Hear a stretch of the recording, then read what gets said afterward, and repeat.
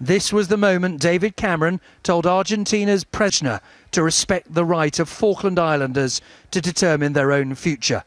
This was the moment she tried to hand him an envelope with 40 UN resolutions backing her case. He refused to take it. I wanted to make absolutely clear here at the G20 to the Argentine president that the people of the Falkland Islands have decided to hold a referendum about their future. And if she believes in democracy, if she believes in self-determination, she should respect the outcome of that referendum. I thought it was important to make that point, and I made that point with some vigour. Their confrontation is already making headlines in Argentina, where 30 years after the Falklands War, the demand for the return of Las Malvinas is as popular as ever. Tonight, the Argentine foreign minister summoned British reporters to give his version of what had happened.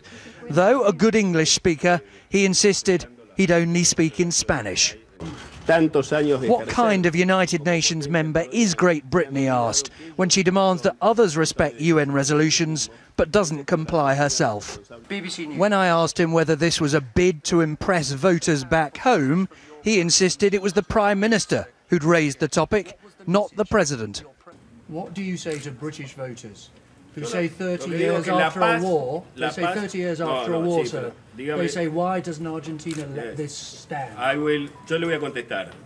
To say 30 years ago there was a war is true, he told me, but 130 years ago Britain invaded Argentina.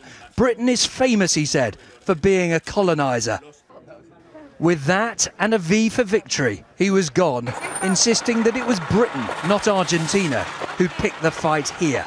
This is an argument that the Argentine government clearly wants to have, using this G20 summit, not just to confront David Cameron, but also to have a minister talking about it too.